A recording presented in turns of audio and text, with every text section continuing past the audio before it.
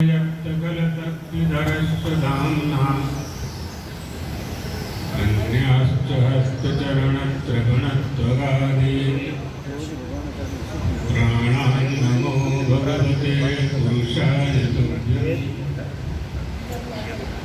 तद्दिव्यमव्ययं धाम सारस्वतमुपास्महे यत्प्रसादात् प्रलीयन्ते मोहान्धत्तमसच्चडः। ॐ नमः परमहंसास्वादितचरणकमलचिन्मकरन्दाय भक्तजनमानसनिवासाय श्रीरामचन्द्राय। श्रीराम जय राम जय जय राम। श्रीराम जय राम जय जय राम। श्रीराम जय राम जय जय राम। श्रीराम जय राम जय जय राम। श्रीराम जय राम जय जय राम। श्रीराम जय राम जय जय राम। द्वारकाधीश भगवान की जय। परशुराम भगवान की जय। हर हर महादेव। सुरेंद्रनगर ब्रह्म समाज के सभी सदस्यगण, देवियों, सज्जनों, ये माना गया है कि यह मनुष्य का देह ऐसे तत्व को जानने के लिए प्राप्त हुआ है जिसे दूसरा कोई शरीर नहीं जान सकता। ऐसी वस्तु को हमें प्राप्त करना है जिसे संसार का कोई भी प्राणी माने 84 लाख शरीर हैं। 84 लाख शरीरों में जब परमात्मा ने पूरी सृष्टि की रचना की और उसे जब संतोष नहीं हुआ तो उसने मनुष्य की रचना की।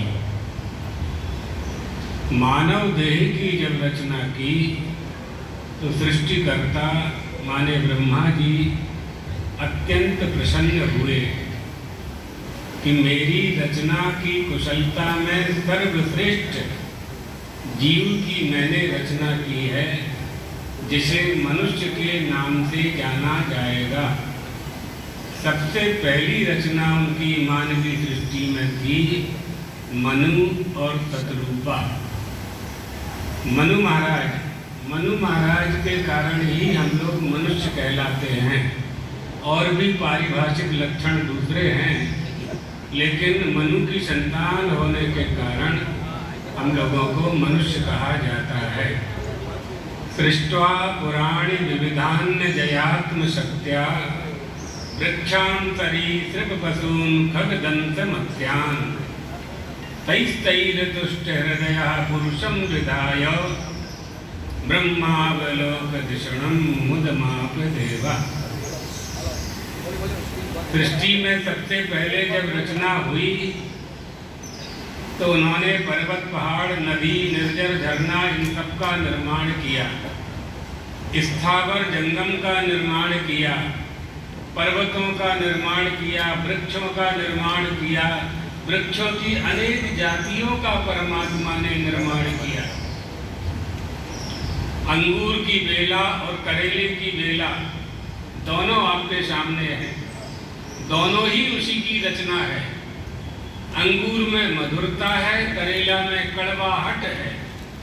दोनों की रचना करने वाला एक है। सबका निर्माण किया उसने। पशुओं का निर्माण किया, उड़ने वाले पक्षियों का निर्माण किया, तैरने वाली मछलियों का निर्माण किया, रेंगने वाले सांप बनाए। 83 लाख 99,999 शरीर बना दिए, लेकिन उसे संतोष नहीं हुआ। मन में संतुष्टि नहीं हुई उस परमात्मा को। उसे ऐसा लगता रहा अभी कुछ बाकी है, अभी कुछ करना है। क्या करना है? उनके मन में परमात्मा ने ही वह शक्ति प्रदान की कि अब तुम्हें मानवीय सृष्टि तैयार करनी चाहिए, अर्थात मैथुनी सृष्टि प्रारंभ करना चाहिए। तो उन्होंने संकल्प किया। संकल्प से उनके सामने मनु महाराज खड़े थे और स्त्री के रूप में शतरूपा थी। वहाँ से ये मानव का संसार प्रारंभ हुआ। मनुष्य की देह को देख करके परमात्मा ने यह शकुन माना, प्रसन्नता उसे हुई कि इस मनुष्य के मस्तक में ब्रह्म साक्षात्कार करने की सक्षम बुद्धि है। ये मनुष्य के शरीर में ही है। मनुष्य ही जानता है कि हमारे माता पिता हैं। पशु पक्षी आदि कुछ देर तक जानते हैं कि माता पिता हैं, उसके बाद भूल जाते हैं, बाद में बड़े होने के बाद भूल जाते हैं। जिन पक्षियों की माँ चिड़ियों के छोटे छोटे बच्चों के लिए बहुत दूर दूर से अपनी चोंच में तिनका लेकर के आ जाती है और अपने बच्चों के मुंह में डालती है, वही बच्चे अपनी माँ के घोंसले को छोड़ करके उड़कर जंगल के दूसरे झाड़ पर चले जाते हैं। अजात पक्षा चले जाते, छोड़ देते।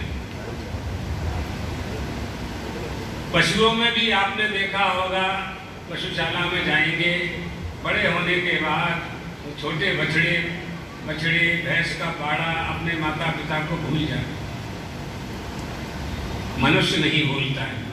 मनुष्य को नहीं भूलना है, भूलता नहीं है, नहीं भूलना चाहिए। भूलता है, इसलिए लोगों ने वृद्धाश्रम खोल दिए। તમે જેને ઓલ્ડ એજ કહો છો ને, શું કહો છો? Old age home. હા, હોમ કહો.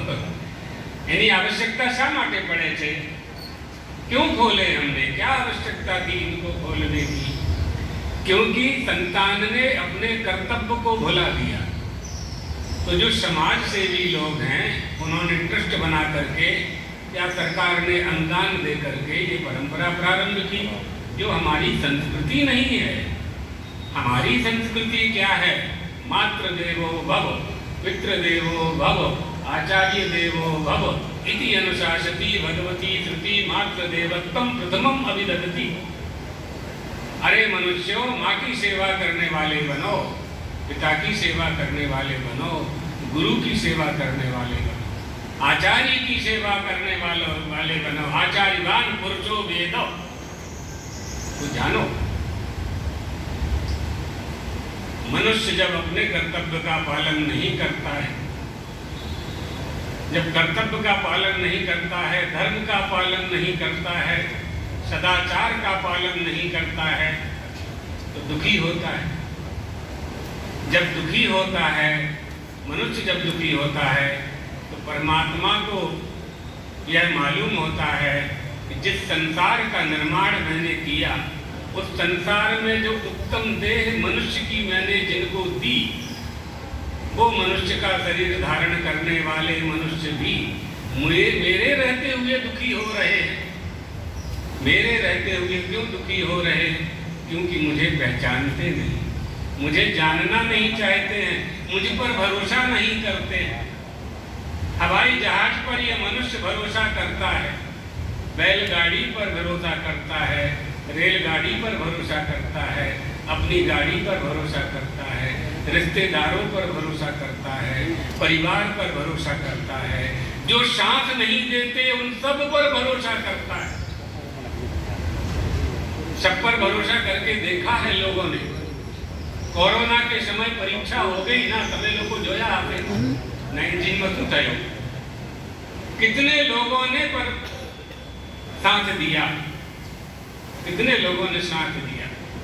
लोग घर के दरवाजा बंद कर लेते थे, हमने अपनी आंखों से देखा है।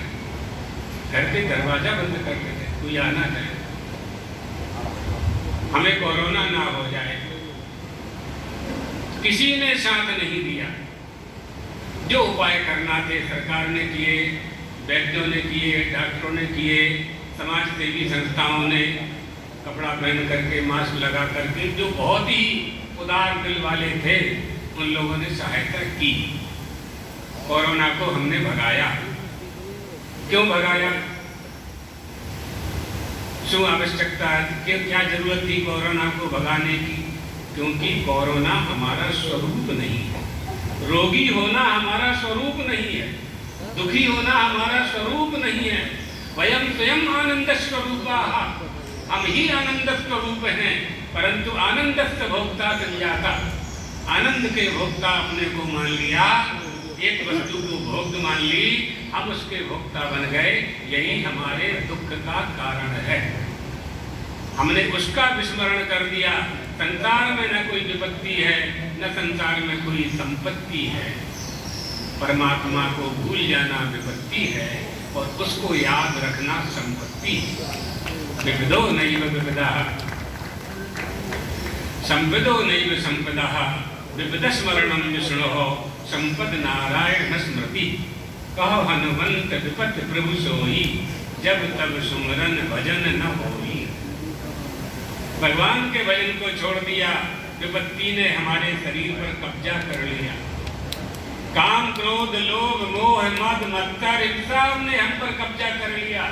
हमारी देह को अपना सेवक बना लिया और इस देह के मालिक बन गए। काम, क्रोध, लोभ, मोह को बस करना हमारा काम था, इस देह का काम था। इस देह ने वह काम छोड़ा तो काम, क्रोध, लोभ, मोह, मद, मत्सर ने हम पर कब्जा कर लिया। भाड़ुआत ने तुम्हें मकान आपी दो, પછી खाली नहीं करता था, है ना? नहीं करे ना, પછી केस मुकदमा करो, बहुत मुश्किल था, करता ज नहीं। आपने तो अच्छे के लिए दिया था। आपने काम, क्रोध, लोभ, मोह इन सब को किराएदार बना लिया अपने शरीर के, जिसमें परमात्मा का निवास था, जिसमें परमात्मा का निवास था, जिसमें गुरु का निवास था, जिसमें धर्म शास्त्र भरे पड़े थे, जिसमें संस्कार संस्कृति भरी पड़ी थी, जिसमें जनेऊ, गायत्री, माता पिता का सम्मान भरा पड़ा था, वहां तुमने तमाम विकारों को बैठा लिया। दुखी हो गए।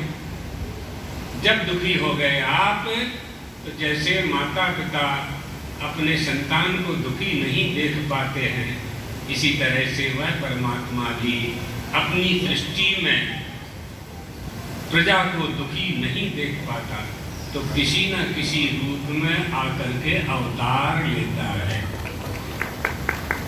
हमारे दुख को दूर करने के लिए परमात्मा अवतार लेता है। उन अवतारों में 24 अवतार हुए, उन अवतारों में दशावतार हुए, उन अवतारों में देवियां हुई, 9 दुर्गा हुई।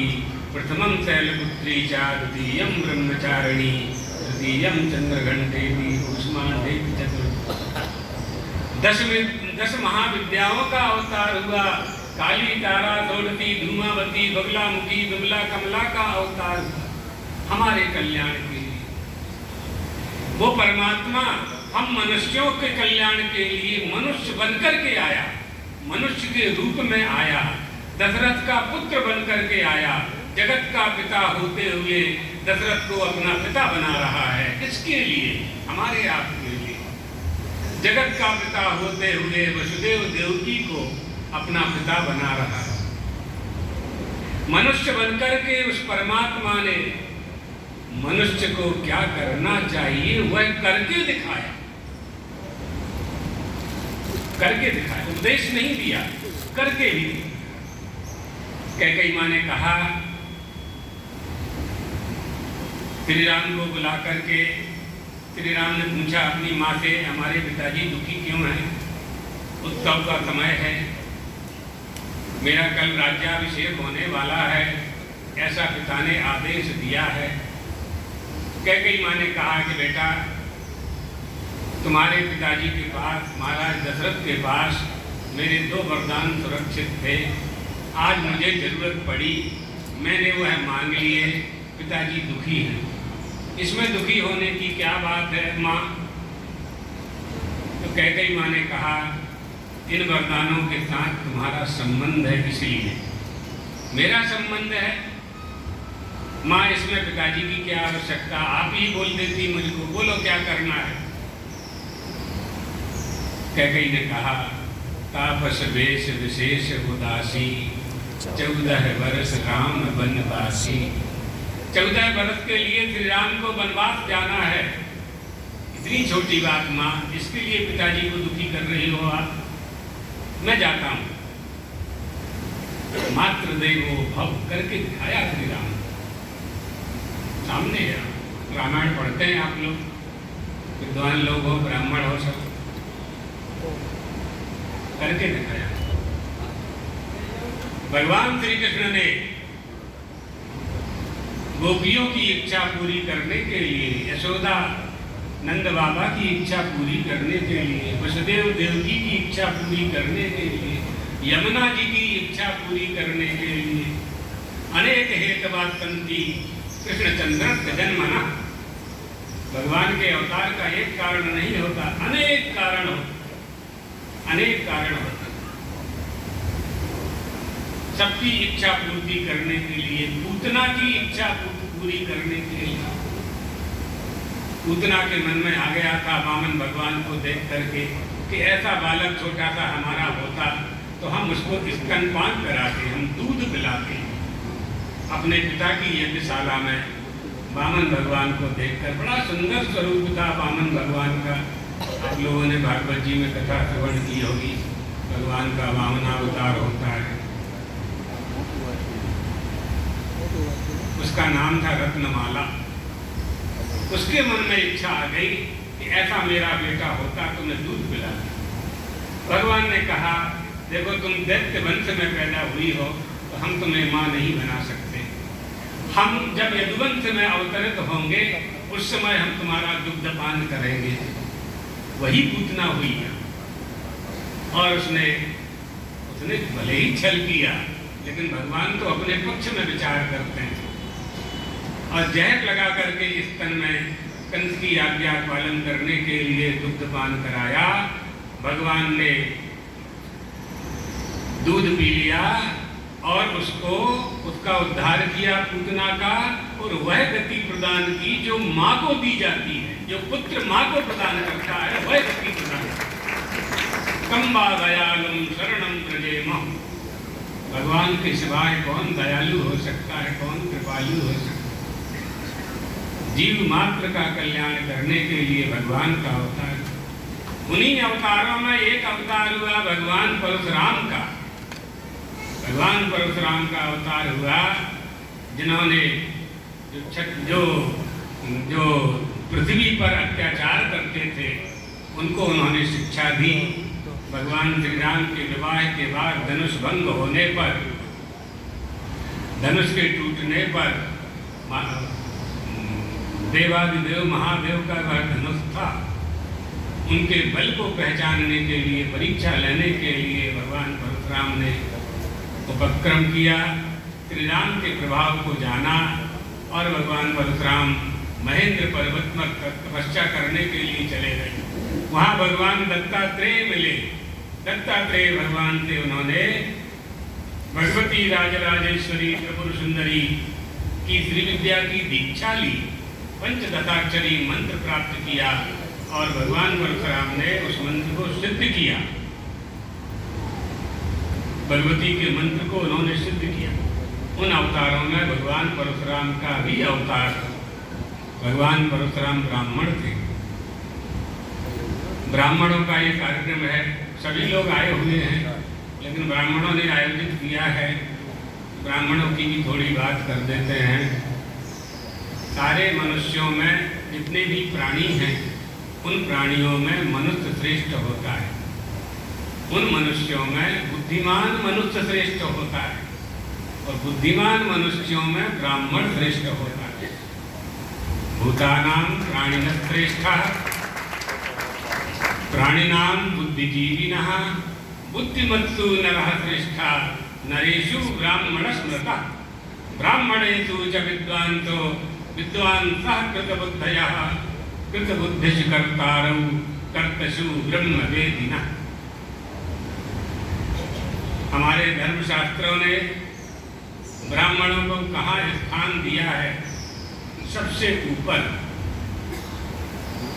जितनी भी प्रजा है पृथ्वी में निवास करती है, ब्राह्मण को नमस्कार करती है।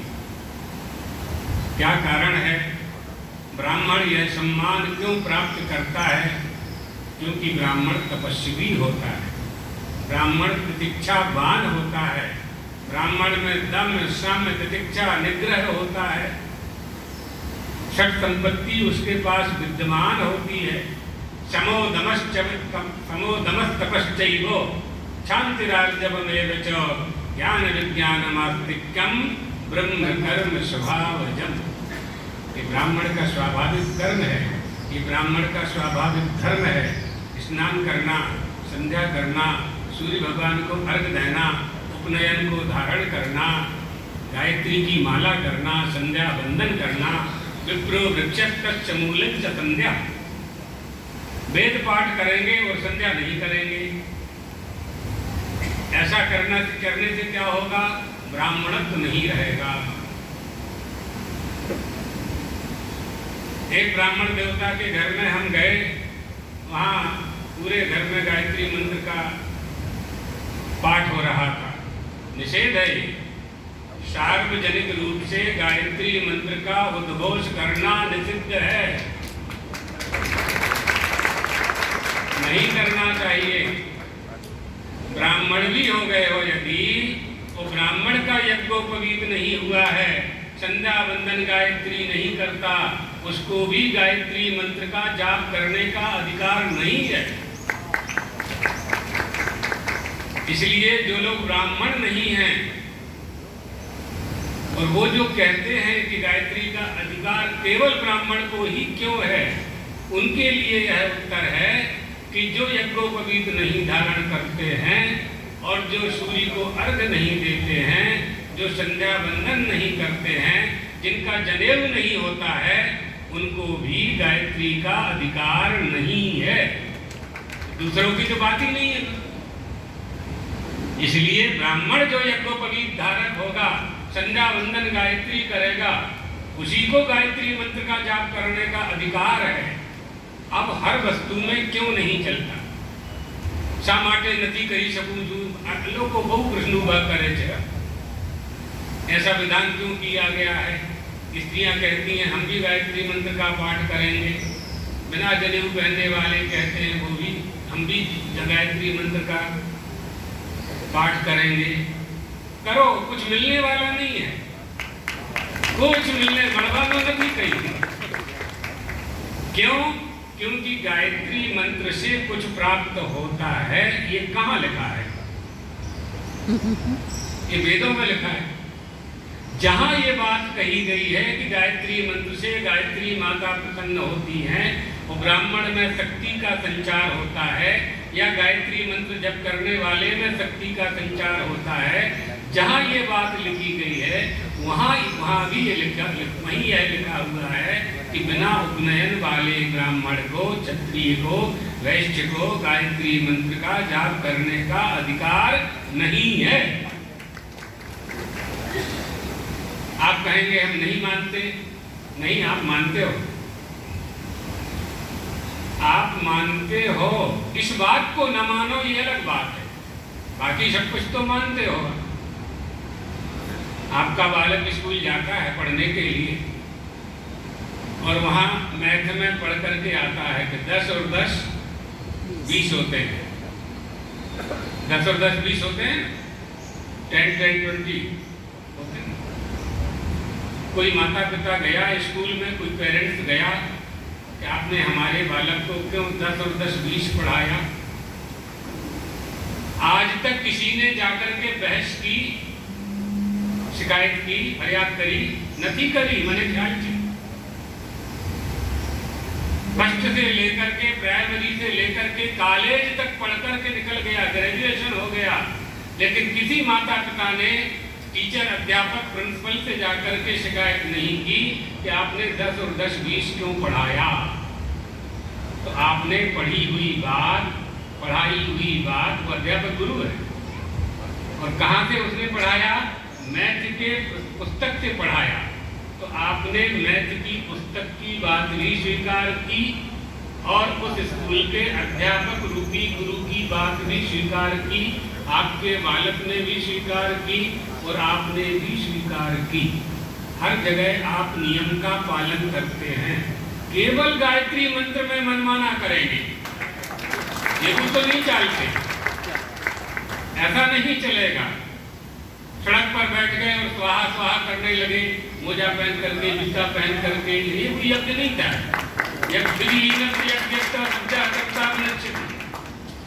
कुछ भी नहीं कर सकते आप, मनमाना नहीं कर सकते, नहीं करना चाहिए। ये सनातन धर्म है, हिंदू धर्म है, इसमें विधि और निषेध।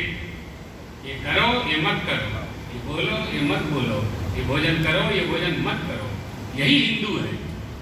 ऐसा करने वाला ही हिंदू है। बाकी नाम के हिंदू है। नाम के हिंदू एटले यथा काष्ठमयो हस्ती, जैसे लकड़ी के हाथी को हाथी कहते हैं, लेकिन वो हाथी तो होता नहीं है। तो लकड़ी में हाथी का आकार होता है बस।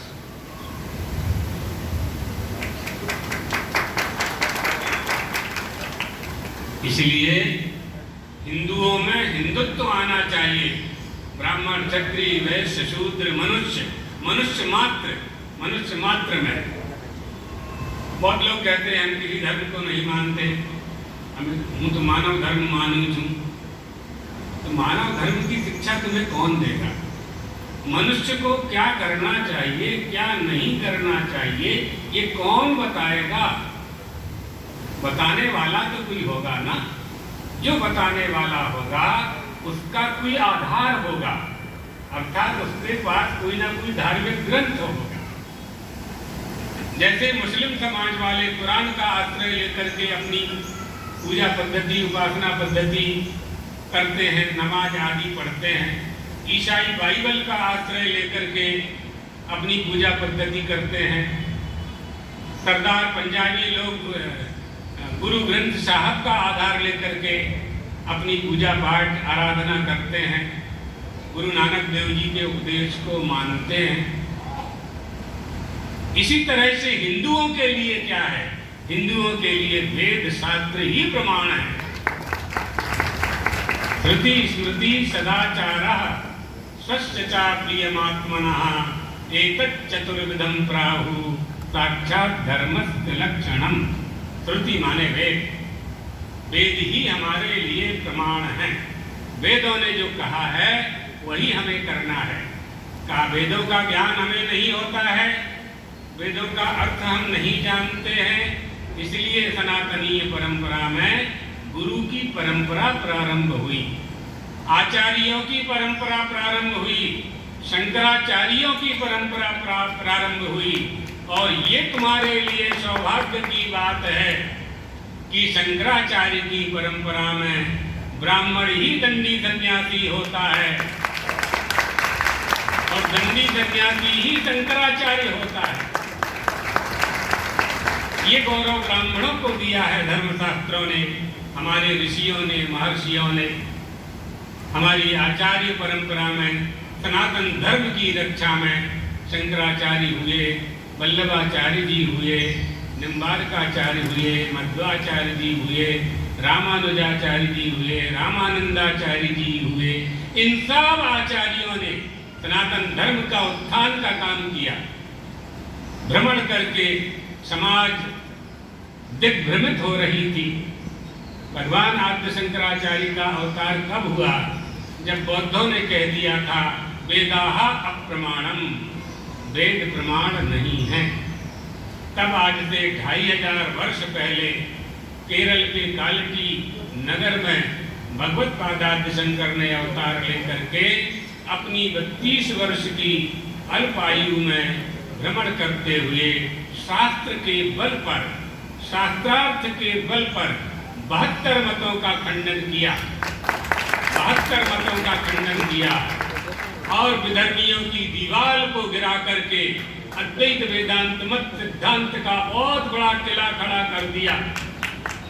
उन्होंने कहा वेदाः स्वतः प्रमाणम, वेद ही प्रमाण है, वेदों को प्रमाण की आवश्यकता नहीं है। सूर्य को लालटेन नहीं चाहिए, सूर्य को हैलोजन नहीं चाहिए, सूर्य को मोमबत्ती नहीं चाहिए, सूर्य को दीपक का प्रकाश नहीं चाहिए, सबको सूर्य का प्रकाश चाहिए, लेकिन सूर्य को किसी का प्रकाश नहीं चाहिए। ये वेद हैं, हमारे वेद सूर्य हैं। इन वेदों का अधिकार, वेदाध्ययन का अध्यापन का अधिकार, यजनम याजनम तथा अध्यापनम अध्ययनम, ये सब अधिकार, समोदमस्तपश्चैव, ये सब अधिकार हमारे शास्त्रों ने सर्वप्रथम ब्राह्मणों को दिया है। इसलिए ब्राह्मणों को सम्मान चाहिए। तो अपनी जो मूल परंपरा है उसका कभी त्याग नहीं करना चाहिए। जो क्षत्रियों की मूल परंपरा है उसका उन्हें त्याग नहीं करना चाहिए। जो वैश्यों की मूल परंपरा है उन्हें उसका त्याग नहीं करना चाहिए। कृषि गौरक्ष वाणिज्यम वैश्य कर्म स्वभावजम, खेती करना, व्यापार करना, गो पालन करना, ये वैश्य का कर्म और धर्म है। शौर्यम तेजो धृतर्दाक्ष्यम युद्धे चाप्य पलायनम दानम ईश्वर भावश्च छात्रम कर्म स्वभावजम, ये क्षत्रिय का धर्म, क्षत्रिय का कर्म। शूरता वीरता पूर्वक देश की सीमाओं की रक्षा करना, ब्राह्मणों की रक्षा करना, माँ बहनों की रक्षा करना, गौ माता की रक्षा करना, धर्म संस्कृति की रक्षा करना, दान देना, यज्ञ करवाना, ब्राह्मणों का वरण करना और यज्ञ में यजमान होना, ये क्षत्रियों का मूल धर्म है। अपने अपने स्वधर्म में स्वधर्मस्य परित्यागः परधर्मस्य च क्रिया अयाज्याजनम चैव तथा भक्षस्य भक्षणम। स्वधर्म का पालन करना चाहिए, दूसरे का धर्म कभी स्वीकार नहीं करना चाहिए। अग्निहोत्र करना चाहिए और अभक्ष भक्षण नहीं करना चाहिए। सुरापान मांस भक्षण का निषेध सब नहीं करना चाहिए। मानव मात्र के लिए हमारे यहाँ शिक्षा दी जाती है। किसी जो परंपरागत जिसका जो कर्म और धर्म है उसका विकल्प तैयार नहीं करना चाहिए। जहाँ जहाँ विकल्प तैयार किया गया है वहाँ वहाँ हम कमजोर हुए, दुर्बल हुए, निर्बल हुए। इसलिए जिसका जो धर्म है, जिसका जो कर्म है, उसका परंपरा से उसको उसे पालन करना चाहिए। यही हमारी संस्कृति है। ऐसा न करने से ही संकटों का आगमन होता है। हमारे देश में जो संकट आ रहे हैं उसका मूल कारण क्या है? हमारी आध्यात्मिक शक्ति हमारे पास से जाती है, हमारा आत्मबल हमारे पास से जा रहा है, हमारा संगठन हमारे पास से जा रहा है। ब्राह्मणों का संगठन कमजोर हो रहा है, क्षत्रियों का संगठन कमजोर हो रहा है, समाज कमजोर हो रहा है, वैश्यों का संगठन कमजोर हो रहा है। और भी जो मनुष्य हैं जिस जिस समाज में जाति के हैं, इनके जब संगठन कमजोर होते हैं उस समाज के ऊपर दूसरे लोग शासन करते हैं। ब्राह्मणों की अनेकता के कारण ही वो धर्म, उनके बालक धर्म त्याग कर रहे हैं। इसलिए सामूहिक रूप से संगठन बना करके ब्राह्मणों में संस्कार डालना चाहिए। जैसे आपकी ये बाड़ी है, सारे ब्राह्मण बालकों को बुलाओ, यहाँ यज्ञोपवीत करो, हवन करो, रविवार को कुछ शिक्षा दो। इसी तरह से क्षत्रियों को करना चाहिए, इसी तरह से वैश्यों को और मनुष्यों को भी जो समाज वाले हैं, छोटे बड़े, सबको संगठन बना करके आपके समाज के संगठन की मजबूती देश को मजबूत करेगी। पाकिस्तान आंख उठा करके देखता है, बांग्लादेश जिनको हमने पैदा किया, जो हमारी भूमि में हमारी जमीन लेकर के जिन्होंने जन्म लिया, भारत जिनकी माँ है, वो हमको आंख दिखा रहे हैं। क्यों? क्योंकि हमारे नेताओं ने, हमारी राजनीति ने, हमारे ही हिंदू भाइयों को टुकड़े टुकड़े कर दिया है। हिंदुओं ने हर पार्टी को मजबूत किया, स्वयं कमजोर हो गया। हमारी कमजोरी का लाभ अंग्रेजों ने उठाया, उसके पहले मुगलों ने उठाया।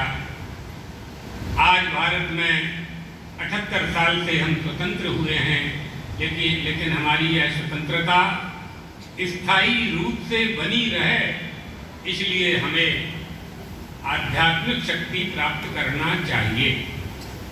काल से युद्ध करना है, बड़े बड़े देशों से युद्ध करना है। ये सब धर्मी हैं जो भारत के पीछे पड़े हुए हैं, भारत की संस्कृति को नष्ट करने के लिए तैयार हैं। इन सबसे युद्ध करने के लिए हमें अध्यात्म विद्या का आलंबन लेना चाहिए, आध्यात्मिक शक्ति प्राप्त करना चाहिए, तभी राम राज्य आएगा। और जब राम राज्य आएगा तो धर्म का पालन होगा, गौ माता का पालन होगा, यज्ञशाला होगी, गौशाला होगी, पाठशाला होगी, हमारे प्राचीन संस्कार हमारे पास होंगे। राम के राज्य में कुत्ता को न्याय देने के लिए श्री राम ने मार्ग पर अपना दरबार लगाया, सड़क पर दरबार लगाया श्री राम ने कुत्ते को न्याय देने के लिए। ये हमारे राज दरबार, ऐसे राजा होते।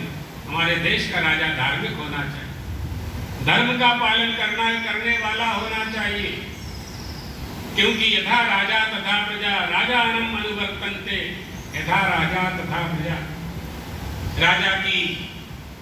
राजा के आचरण का अनुकरण प्रजा करती है, पिता के आचरण का अनुकरण पुत्र करता है, माँ के आचरण का अनुकरण बेटी करती है, कन्या करती है, बिटिया करती है।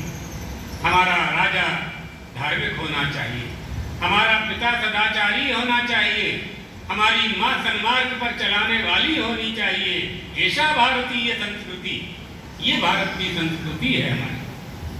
इस संस्कृति को पुनर्जीवित करने के लिए अध्यात्म बल, आध्यात्मिक बल, ईश्वर की कृपा, दैव कृपा कहाँ से प्राप्त होगी? देवता की कृपा कहाँ से प्राप्त होगी? देवाधीनम जगत सर्वम, ये सारा संसार देवताओं के अधीन है। और देवता किसके अधीन है? मंत्राधीनम तु देवता, देवता मंत्रों के अधीन है। और मंत्र किसके अधीन है? ते मंत्रा ब्राह्मणाधीनम, वो मंत्र ब्राह्मणों के अधीन है। तस्मात् ब्राह्मण देवता, इसलिए ब्राह्मण को देवता माना गया। એટલા માટે બીજા સમાજના લોકો તમે પગે લાગે છે। क्या है तुम्हारे चरणों में? आपके पैरों में कौन सी शक्ति है? जैसे दूसरे के पैर है वैसे ही आपके चरण है। जैसे जूता पहनते हो वैसे आप भी पहनते हो, जैसे दूसरे भोजन करते हो वैसे आप भी करते हो। शा માટે पगे लागे છે लोगों? विचार करना चाहिए। ब्राह्मणेन अनुष्कारणम षडंगो वेदो धेयो ज्ञेयश्च, शिक्षा कल्प व्याकरण छंद निरुक्त ज्योतिषंच।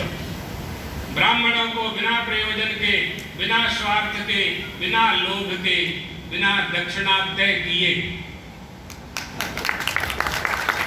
મળવાનો છે, મળશે જ, मिलेगा ही, तय नहीं करना चाहिए, धंधा नहीं करना। जो ब्राह्मण धंधा करता है असंतुष्टा दुजा नष्टा संतुष्टा च महीपति, असंतोषी ब्राह्मण नष्ट हो जाता है, संतोषी राजा नष्ट हो जाता है। राजा को देश चलाना है, वहां संतोष काम नहीं करेगा, वहां उसको सीमाओं की वृद्धि करनी है। ब्राह्मण को जो मिल जाए संतोष रहेगा, बहुत मिलेगा, बहुत मिलेगा, कहीं नहीं जाने वाला है। यहाँ जो लिखा हुआ है असंभवम है मृगस्य जन्म, जो लिखा हुआ है मिलकर के रहेगा। प्राप्तव्यमर्थम लभते मनुष्या देवो पितम लंघयितुम न सकता, देवता भी उल्लंघन नहीं कर सकते प्रारब्ध का। देवोपितम तस्मान न सोचामि न विस्मयो में, इसलिए बहुत चिंतन में नहीं करता। यदस्मदीयम, जो मेरा है, यदस्मदीयम नहीं तक परेशान, वो दूसरे का कभी हो नहीं सकता। और जो मेरा नहीं है, इतना ही प्रयास करने के बाद मुझे मिल नहीं सकता। ये निष्ठा हमारी होनी चाहिए। ब्राह्मणों को कहाँ स्थान दिया है? शास्त्रकारों ने कहा है निष्कारणम, बिना प्रयोजन के वेदों का अध्ययन करें। बिना प्रयोजन के वेद पाठ ब्राह्मण के घर में होना चाहिए। कैसे, क्यों? का सूर्य बिना प्रयोजन के प्रकाश देता है। सूर्य भगवान पूरे सुरेंद्र नगर को प्रकाशित करते हैं कि नहीं करते? कभी बिल भेजा जेबी वालों ने? जेबी वालों ने हर महीना बिल भेजा आपको। ये भी ब्राह्मण समाज का भवन है ना, 1 तारीख को बिल आएगा, आओ से। सूर्य भगवान ने कभी भेजा? नहीं भेजा। वहां ब्राह्मण को रखा है वेदों ने। अरे ब्राह्मणों, जैसे सूर्य भगवान बिना स्वार्थ के पूरी धरती को प्रकाशित करता है, इसी तरह से तुम बिना स्वार्थ के वेद पढ़ो। वेद भगवान है। श्रुति स्मृति वेद स्मृति न कश्चित वेद करता। इष्ट प्राप्ति अनिष्ट परिहारयोः अलौकिक उपायम यो ग्रंथो वेदयति तदेव। जो अनिष्ट को जो दूर करते हैं, इष्ट की प्राप्ति कराते हैं, अलौकिक उपाय बताते हैं। स्वर्ग जाने के लिए सीढ़ी नहीं है। स्वर्ग कैसे जाओगे? छेकई दादरा छेकई नदी ना, वेद ही बताएंगे स्वर्ग कैसे जाओगे, वेद बताएंगे। इसलिए अलौकिक उपाय का जो बोध कराता है उसे वेद कहते हैं। न कश्चित वेद करता, वेदों का निर्माण करने वाला कोई नहीं है। वेदों को हमने यथावत पाया है, यथा पूर्वम कल्पयत्। वेदों से हमने परमात्मा को जाना है, परमात्मा से वेदों को नहीं जाना है। वेदों से परमात्मा को जाना है, वेदों से गायत्री को जाना है, वेदों से त्र्यंबकम जजामहे सुगंधिम पुष्टिवर्धनम को जाना है।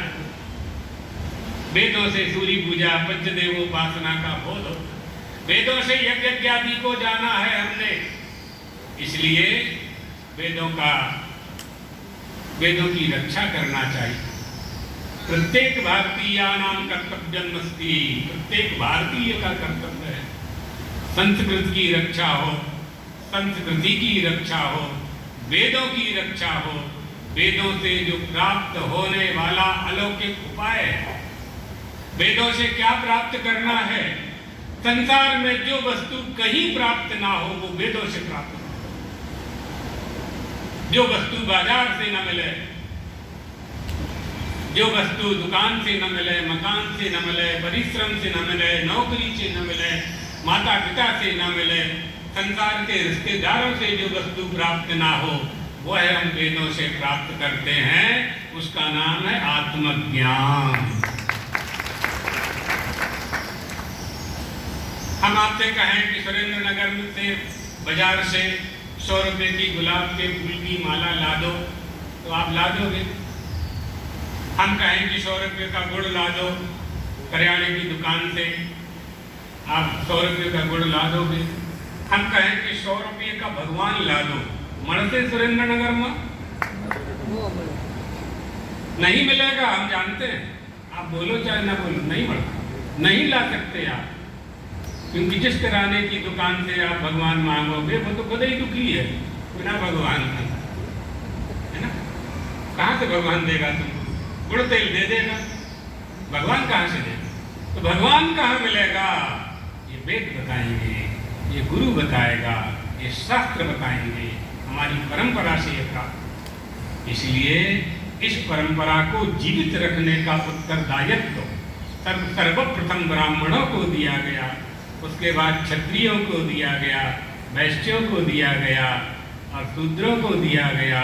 स्व कर्मण्य निरतः, अपने अपने स्वधर्म का पालन करते हुए किसी का अपमान नहीं करना है, किसी को छोटा बड़ा कह करके अपमानित नहीं करना, किसी का तिरस्कार नहीं करना है, लेकिन स्वधर्म का पालन करना है बुद्धिमानी के साथ। और मनुष्य का देह बुद्धिमान है, बुद्धि उसके पास है, विवेक भी उसके पास है, वो कहीं उपयोग करता है और कहीं नहीं करता है, इसलिए दुखी होता है। उस बुद्धि विवेक का सर्वत्र प्रयोग करना चाहिए, उपयोग करना चाहिए। बहुत लोग कहते हैं हम तो अज्ञानी हैं, हम क्या जाने। अच्छा, तुम्हें अज्ञानी छो, अज्ञान तुम्हें क्या है? तुम अज्ञानी हो, ये ज्ञान तुम्हें कैसे हुआ? विचार करो। तो अज्ञानी तो नहीं हो तुम। अज्ञान का आरोप तुमने अपने ऊपर कर लिया है। कोई भी अज्ञानी नहीं है। अगर अज्ञानी होता तो जहर खा लेता, लेकिन भोजन की थाली में एक बाटकी में दूध पाक है और एक बाटकी में जहर है। दूध पाक खा लेते हो आप, जहर को छोड़ देते हो। क्यों जहर को छोड़ा? विष का त्याग क्यों किया? तो जब जहर को छोड़ा तो अधर्म को छोड़ो, पाप करना छोड़ो। आपके सामने है।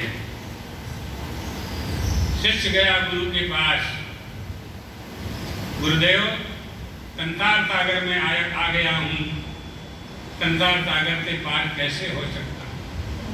कोना में बंधा कथमे से आगतः कथम प्रतिष्ठात्य कथम विमोक्षः कोशावनात्मा परमात्मा तयोर्विवेका कथमेद उच्यताम्।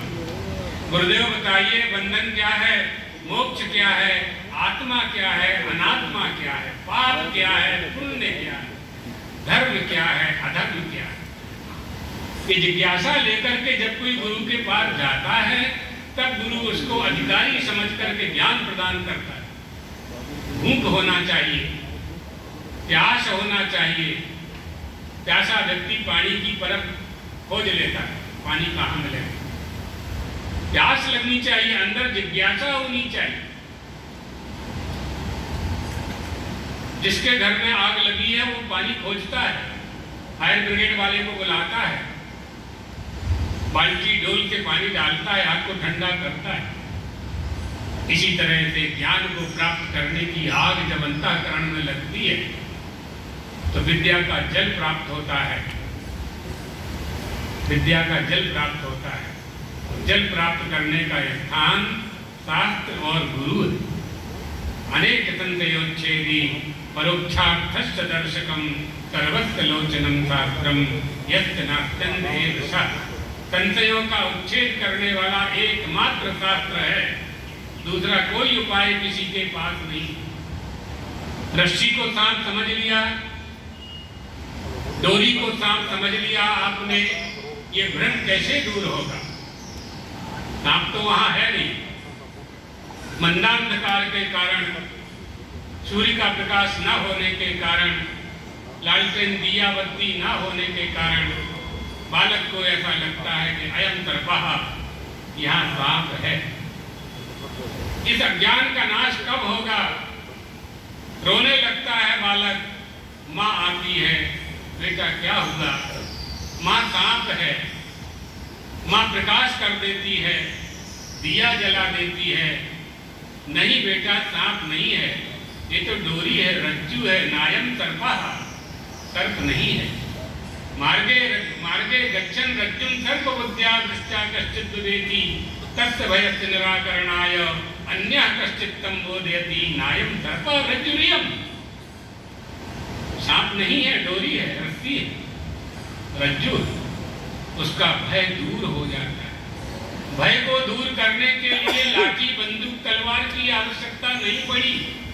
केवल माँ का ज्ञान।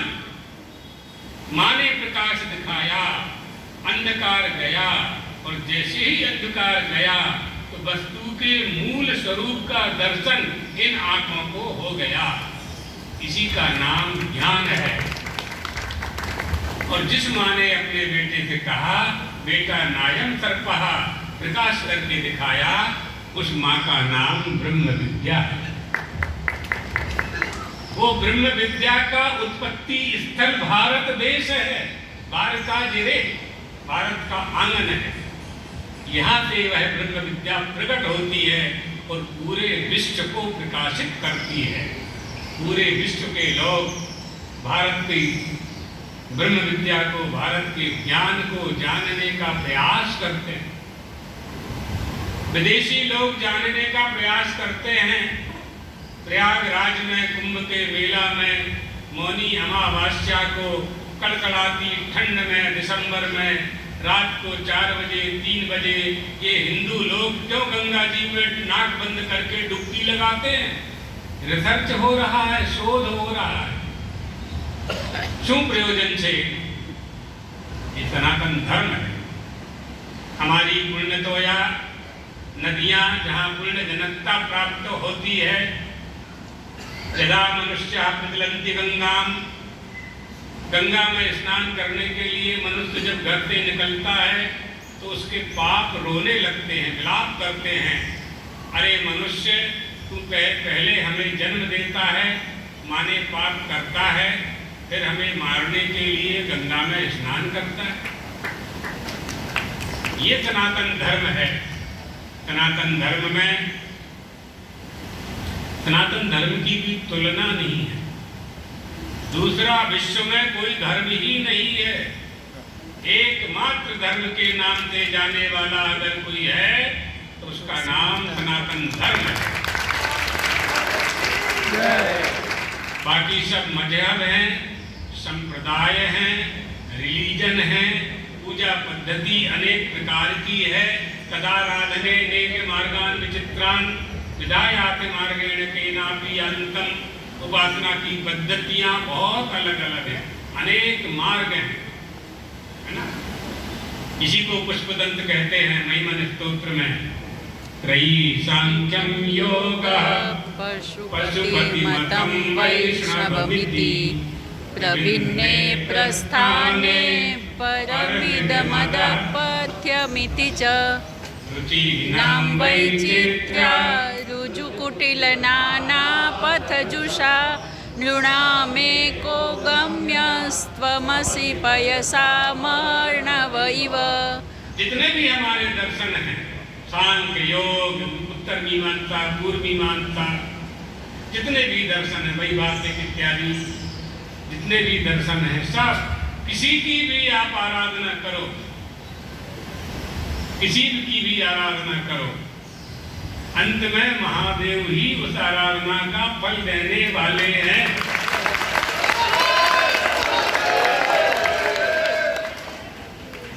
अंतरिक्ष से, आकाश से एक बूंद पानी गिरेगा, पहाड़ की चोटी पर पड़ेगा, ढुढ़कते ढुढ़कते नाले में आएगा, नदी में जाएगा, गंगा यमुना में जाएगा और अंत में समुद्र में ही समाहित हो जाएगा। आकाशात् पतितोऽयम् यथा गच्छति सागरम् सर्वदेव नमस्कारः केशवम प्रति। द्वारकाधीश के चरणों में ही गति होने वाली है, महादेव के चरणों में ही गति होने वाली है। इसलिए हम सब सनातन धर्मावलंबी हैं। अपने धर्म के पालन करने का स्वाभिमान हमें होना चाहिए। जिस वस्तु की हमें रक्षा करनी है उसका अभिमान हमें होना चाहिए। अभिमान का मतलब स्वाभिमान, स्वाभिमान हमें होना चाहिए। जिस स्वाभिमान यानी महत्व, जिस वस्तु को हम महत्वपूर्ण समझेंगे उसकी हम रक्षा करते हैं। आपके जीवन में धन महत्वपूर्ण है तो आप धन की रक्षा करते हैं, तिजोरी में रखते हैं, बैंक में रखते हैं, लाकर में रखते हैं, है ना, सुरक्षित रखते हैं। आपके जीवन में आपकी बेटी महत्वपूर्ण है, आप उसकी रक्षा करते हैं, सुरक्षित रखते हैं, उसको समझाते रहते हैं, बेटा यहाँ जाना है, यहाँ नहीं जाना, स्कूल जाना, सीधे स्कूल से घर आना, गलत संगत में नहीं पढ़ना, क्योंकि बेटी आपके जीवन में आपके लिए महत्वपूर्ण है। माता पिता की बेटी की जैसी आप रक्षा करते हैं, धन की जैसे आप रक्षा करते हैं, कुल मर्यादा की जैसे आप रक्षा करते हैं। माता पिता कहते हैं बेटा सुरापान मत करना, जुगाड़ नहीं करना। हमारी कुल परंपरा का बड़ा नाम है गाँव में, हमारी मर्यादा नष्ट नहीं करना। किसके प्रति आपका प्रेम है? मर्यादा के प्रति प्रेम है, परंपरा में आपका प्रेम है, सत्य में आपका प्रेम है। इसलिए आप बेटा बेटी से कहते हैं, समझाते हैं, छोटे भाई को समझाते हैं, पत्नी को समझाते हैं। पत्नी कहती है तुम्हारे पिताजी का बड़ा नाम है, आप गलत काम करोगे तो हमारे कुल की परंपरा भ्रष्ट हो जाएगी। ये सब परंपराओं की रक्षा हम कब कर सकते हैं? जब इन परंपराओं के महत्व का ध्यान हमारे अंदर होना चाहिए, ये स्वाभिमान होना चाहिए कि कि हम ऐसी परंपरा को धारण करने वाले लोग हैं जिस परंपरा को पूरे विश्व के लोग नमस्कार करते हैं, चरणों में गिरते हैं। सर्वेषु देशेषु, सारे देश के लोग भारत की ओर देखते हैं, क्या है यहाँ, कौन सी संस्कृति। हजारों वर्ष तक विधर्मियों ने हमारे आपके ऊपर, हमारे भारत देश पर शासन किया, हमारी संस्कृति को नष्ट भ्रष्ट करने का बहुत प्रयास किया। किसने रक्षा की? सेना उनके पास थी, तोपें उनके पास थी, घोड़े उनके पास थे, तलवार उनके पास थी। उनका राज्य गया, अंग्रेजों का आया, छल छिद्र करके, षड्यंत्र करके अंग्रेजों ने हमारे ऊपर 200-250 साल राज्य किया। आपके पिताजी दादाजी ने वो राज्य देखा, अभी की बात है, 78 साल पहले, 78 ईयर। तब भी आज सुरेंद्रनगर में इतने लोग आकर के धर्म सभा, हजारों लोग बैठ करके धर्म सभा श्रवण कर रहे हैं। हमारा धर्म है कि नहीं है? है ना? कहाँ गया? किसने बचाया? किसने रक्षा की? तलवार तो उनके पास थी, तोपें उनके पास थी, घोड़े उनके पास थे, हाथी उनके पास थी, सेनाएं उनके पास थी। हमारे धर्म को किसने सुरक्षा दी? हमारे आत्मबल ने, हमारी परंपरा ने, हमारे वेदों ने, हमारे आचार्यों ने, हमारी संस्कृति ने और संस्कारों ने सिर कटवा दिया, सिखा नहीं कटने दी। अपने बच्चों को शिक्षा दो, अपने बच्चों को शिक्षा दो चोटी रखने का। जो स्कूल चोटी मत ना रखने दो, उस स्कूल में अपने बच्चे का एडमिशन ही नहीं कराओ। क्या करोगे पढ़ा करके? संस्कार ही नहीं बचेगा तो पढ़ाई से क्या होगा? रुपया कमाओगे, रुपया बिना पढ़े लिखे लोग भी कमा रहे हैं, तुम्हारी क्या कीमत? संस्कारों की रक्षा करते हुए धन कमाना चाहिए।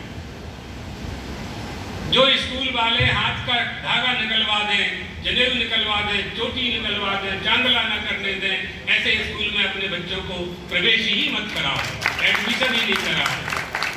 जब आप लोग मिलकर के इतनी बड़ी बाड़ी बना सकते हो तो आप लोग मिलकर के स्कूल क्यों नहीं खोल सकते? क्यों दूसरों के सहारे लेते? क्यों मिशनरियों के स्कूल में जाते हो? इसलिए मिशनरियों के स्कूल में जाना बंद कराओ। वो मोली निकाल देते हैं तुम्हारे बच्चों की। हमको किसी ने वीडियो दिखाया, परसों की बात है, कि वो स्कूल का टीचर उसके हाथ की बच्ची रो रही है और वो धागा निकाल रही है उसका। ये क्या हो रहा है हमारे देश में? हमारे संस्कारों की रक्षा यदि हमारे देश में नहीं होगी तो क्या पाकिस्तान में होगी, बांग्लादेश में होगी, कि चीन में होगी? कहाँ होगी? बहुत सावधान होने की आवश्यकता है। संकल्प करो, सिद्ध होगा। अगर कहीं हमारे लिए अकेले सुरेंद्रनगर की बात नहीं है, पूरे भारत देश के लिए यह बात है। ये संदेश फैलाना चाहिए। हम जहाँ जहाँ जाएंगे अब यही बात बोलने वाले हैं कि जिन स्कूलों में हमारे भारतीय चिन्ह, भारतीय अभिज्ञान, भारतीय पहचान मिटाने का प्रयास किया जाता है, उन स्कूलों में अपने बच्चों को प्रवेश नहीं कराना है। हाँ, हम अपने मन से न लगाएं तो ठीक है, वो अलग बात है, लेकिन लगाने वाले को निकालें, ये तो बहुत गंदी बात है, ये तो बहुत गलत बात है। तो जब बालक संध्या करेगा, ब्राह्मण का बालक है, क्षत्रिय का बालक है, वैश्य का बालक है, जब वो संध्या करेगा तो चांदला तो करेगा। तो चांदला मिटाने का विधान नहीं है।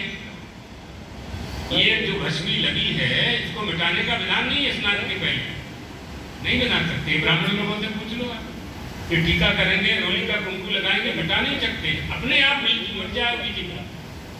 ये शास्त्र है, यहाँ शास्त्र आएगा। इसलिए अपने बच्चों को, माने जो लीली माटी होती है ना, लीली माटी में गमते रमकड़ा थी जाए। बच्चों का हृदय बड़ा कोमल होता है, नवनीत मक्खन के बताए। जो संस्कार आप डाल दोगे 80-90-100 साल तक वो संस्कार रहेगा वो संस्कार। छोटे छोटे बच्चों में संस्कार डालो, वो हमेशा रहेगा।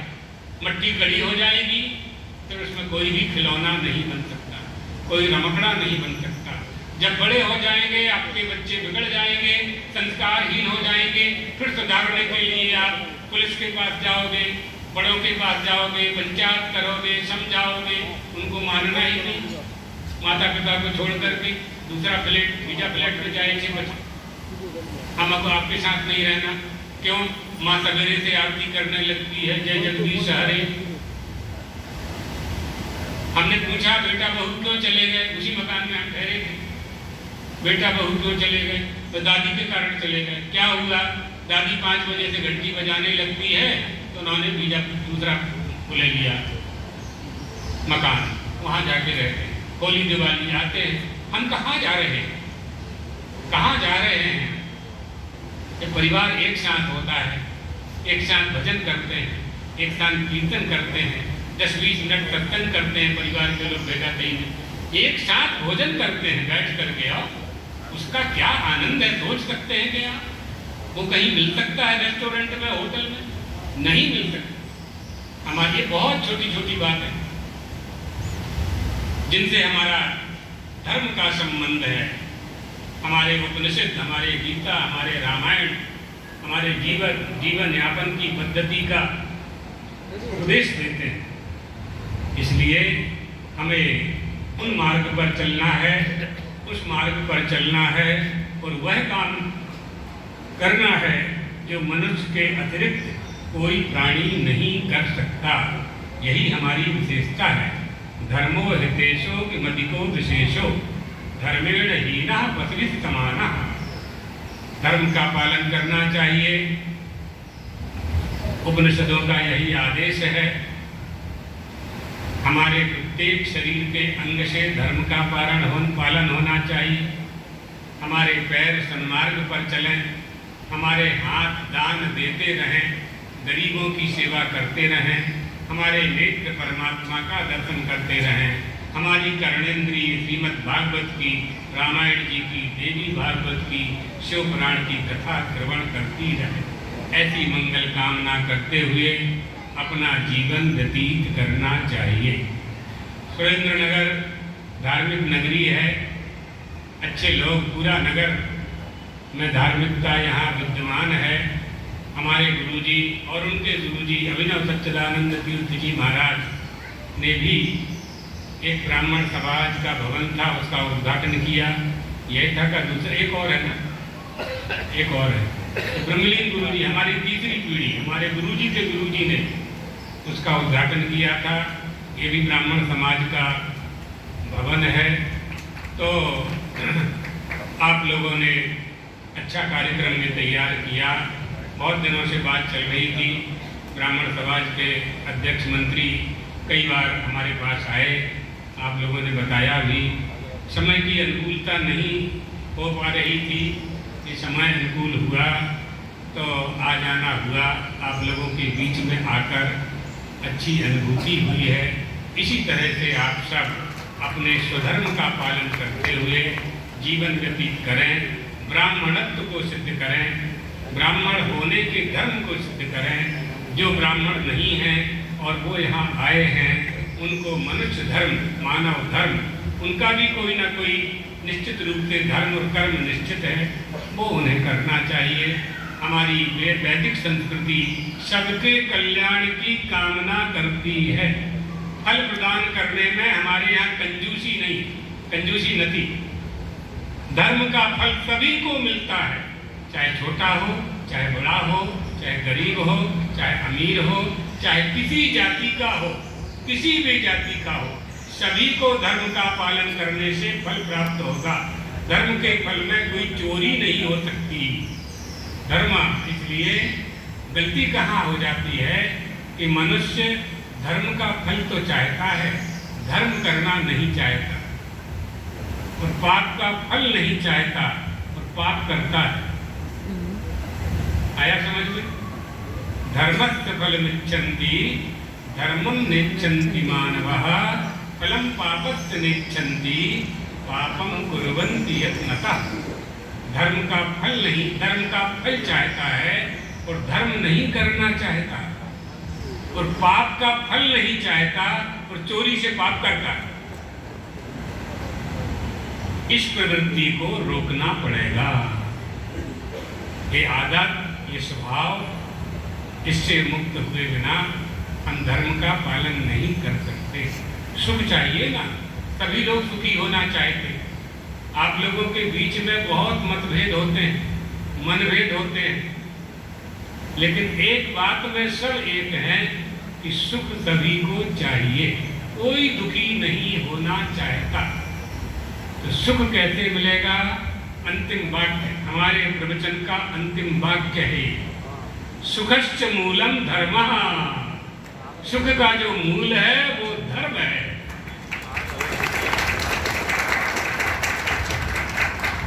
श्री राम जय राम।